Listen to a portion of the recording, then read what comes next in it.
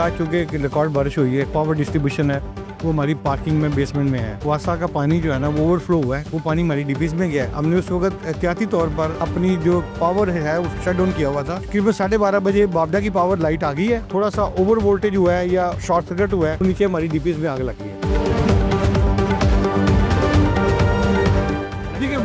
Wiring तो honestly बताएं हम इस बात को मानते हैं कि वायरिंग में इसमें कमी है, क्योंकि वायरिंग एक बहुत बड़ा प्रोजेक्ट है, पूरा 6 महीने के लिए बंद करना पड़ेगा। तो असर वायरिंग करने के लिए ना 2020 की बात है, उस्मान बुजदार साहब थे उस वक्त, उन्होंने कहा था जी 5,000 रुपया फीस सेंटर को अनाउंस किया और हमें 5 पैसे भी नहीं मिले ना।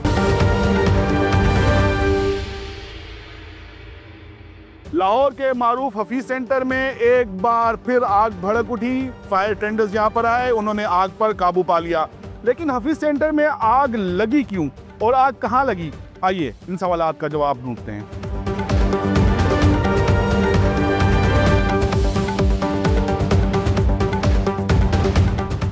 ये हफीज सेंटर के मनाजिर हैं। अच्छा, ये बेसमेंट है, आप इसमें देख सकते हैं। मैं कैमरामैन इम्तियाज से गुजारिश करूंगा वो अगर आपको दिखा सकें।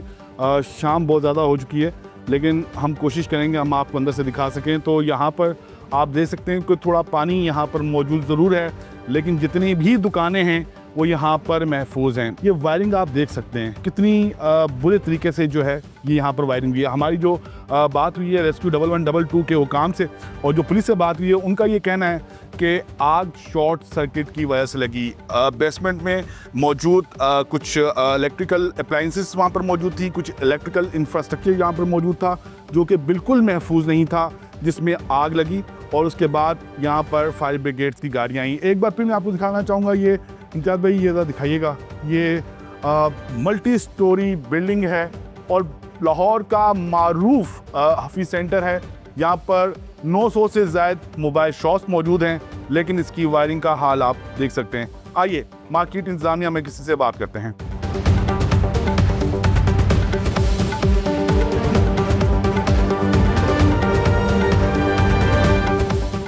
जनरल सेक्रेटरी हफीज सेंटर हमारे साथ मौजूद हैं, आइए इनसे बात करते हैं। हुआ क्या था सबसे पहले ये बताएं। तकलीफ वही है कि आज चूँकि रिकॉर्ड बारिश हुई है, करीबन 130 मिलीमीटर रिकॉर्ड हुई बारिश। हमारी जो डीपीज हैं जहाँ पे जो पावर डिस्ट्रीब्यूशन है वो हमारी पार्किंग में बेसमेंट में है।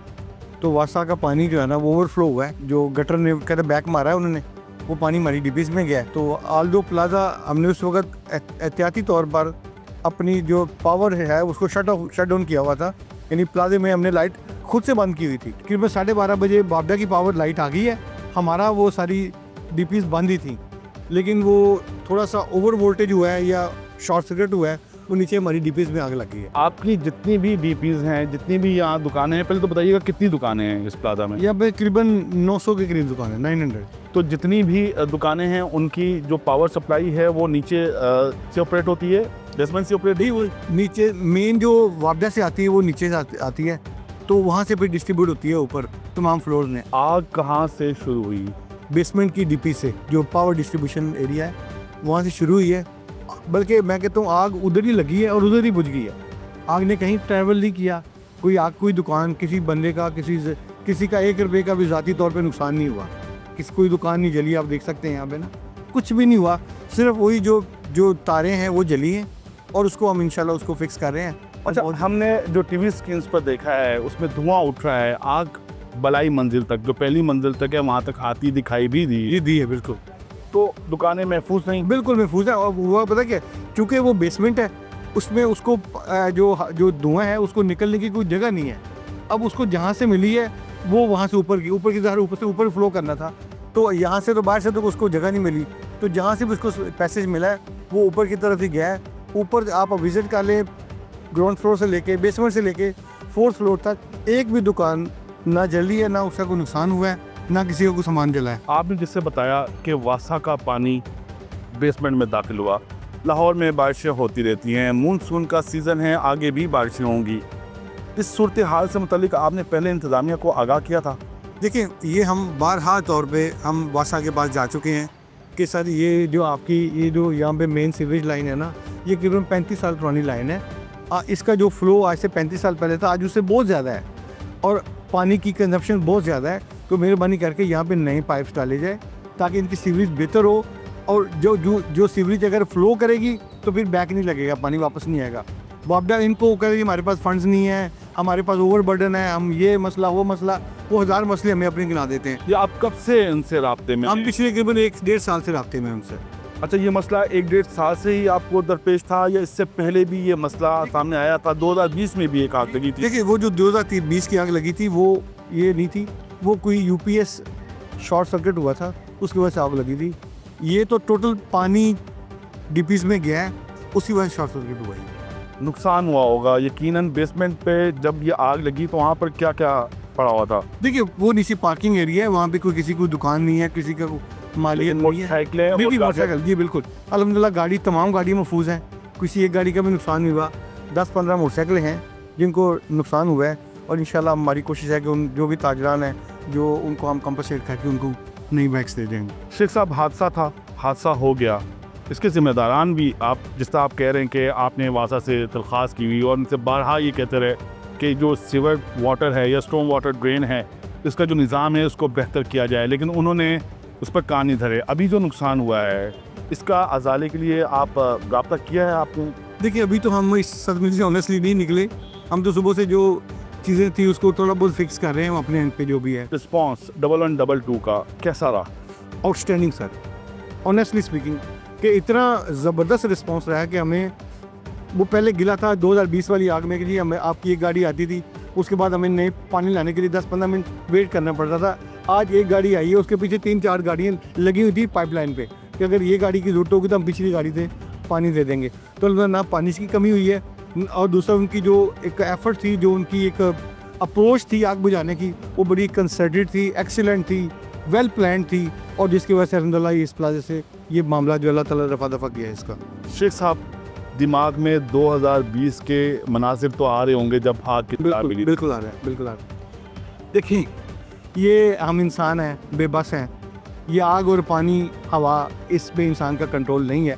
मैं नहीं कहता कि इससे बेहतर नहीं हो सकता, जो 100% बेहतर हो सकता है, लेकिन आपको पता है हमारा स्ट्रक्चर, ये देखें ना, अब ये जो तारे हैं, ये जो गोम जो जैसे अंदर है जैसे बाहर है वैसे अंदर है।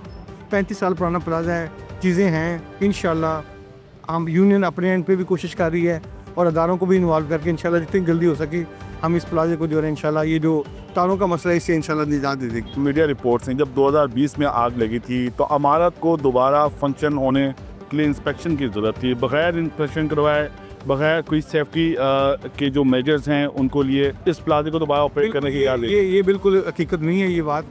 ये जो इज़हार है, ये इतना बड़ा प्लाजा ऐसे भी खुल सकता। जो गवर्नमेंट ने हमें SOPs दिए थे उन SOPs की मद्देनज़र में हमने कंसल्टेंट्स हायर करके उसकी रेनोवेशन, उसकी रिहेबिलिटेशन करवाई। जिस तरह जो उन्होंने हमें गाइडलाइन दी थी कि इसको इस तरह बहाल करना है, ये स्ट्रक्चर्स देखिए, पिलर्स पे कब प्लाजा खड़ा है, पिलर्स की स्ट्रेंथनिंग की है, छतों की स्ट्रेंथनिंग की है। जो गवर्नमेंट वायरिंग की बात कर रहा हूँ, देखिए वायरिंग तो ऑनेस्टली बताएं हम इस बात को मानते हैं कि वायरिंग में इसमें कमी है, क्योंकि वायरिंग एक बहुत बड़ा प्रोजेक्ट है। ये 2-4-6 महीने का प्रोजेक्ट है, प्लाजा 6 महीने के लिए बंद करना पड़ेगा इस साइज को दूसरी असर वायरिंग करने के लिए ना। तो इतना बड़ा प्लाजा इतनी देर के लिए बंद नहीं हो सकता। हमें ठीक है, हमें कोई ज़रूरत है कि हम इसको कोई emergency war basis, footing basis पे हम इसको इसकी तारों को, इसके जो डिस्ट्रीब्यूशन का नेटवर्क है उसको बेहतर करें। वो इंशाल्लाह हम अपनी तय जितनी कोशिश हो सकती है हम कर रहे हैं। शेख साहब, 2020 आज 2025 5 साल हो गए। अगर इसको करने की कोशिश की गई होती अभी तक काफ़ी मामला बेहतर होते। देखिए मैं अपना का दुकानदार साथ नहीं दे रहे हैं। कर रहा हूँ। देखिए ये आपको याद होगा, अगर 2020 की बात है तो उस वक्त उस्मान बुज़दार साहब थे। उस वक्त उन्होंने कहा था जी 5,000 रुपया फीस सेंटर को अनाउंस किया था, आपको याद होगा ये बात ना, और हमें 5 पैसे भी नहीं मिले ना। अब देखिए हम जब अपने मदद आपके तहत ये काम करते हैं तो यार इसके लिए तो फिर फंड्स की बहुत बड़ी ज़रूरत होती है, जो ना ताजर पूरा कर सकता है ना यूनियन पूरी कर सकती है। तो फिर अपने एंड पे हम जितना थोड़ा और करते अल्हम्दुलिल्लाह हमने 5 साल प्लाजा चलाया है और कोई खुदा न खासा मसला नहीं आया। आज प्लाजा 100% ओपन है इस वक्त। मुस्तकबिल में इस तरह का कोई खतरा दरपेश हो सकता है, आप क्या इरादा रखते हैं वायरिंग के हवाले से इस प्लाजा? जी इंशाल्लाह अब हम जो है ना, अब हमारी टोटल 100% प्लानिंग यही है, बल्कि इसको हम वॉर फुटिंग बेसिस पे ये कर रहे हैं कि जो तारों का जाल है इसको हम ठीक करें। एक प्रोफेशनल कंसल्टेंट कंपनी बुला के जितना हो सकता है कुछ हम अपने एंड पे करेंगे, कुछ गवर्नमेंट से रिक्वेस्ट करेंगे कि हमारी हेल्प करें। ये करीबन ये करोड़ों का प्रोजेक्ट है, ये लाखों का नहीं है। तो इंशाल्लाह हम उम्मीद है कि हम 1 साल बाद जब हम आपसे मिलेंगे दोबारा, तो बल्कि हम आपको इनवाइट करेंगे, सर आएँ देखें, हमने अपना जो वादा किया था पूरा कर दिया। अल्लाह ताला आपको कामयाब करे। हमारे साथ मौजूद थे जनरल सेक्रेटरी हफीज़ सेंटर। इन्होंने बताया है कि वासा का जो पानी था वो बेसमेंट में दाखिल हुआ, जो इलेक्ट्रिकल वायरिंग थी बेसमेंट में वहाँ पर आग लगी, लेकिन अल्हम्दुलिल्लाह तमाम दुकानें महफूज हैं। इस वीडियो पर अपना फीडबैक जरूर दीजिएगा। अपना ख्याल रखिएगा। अल्लाह हाफिज़।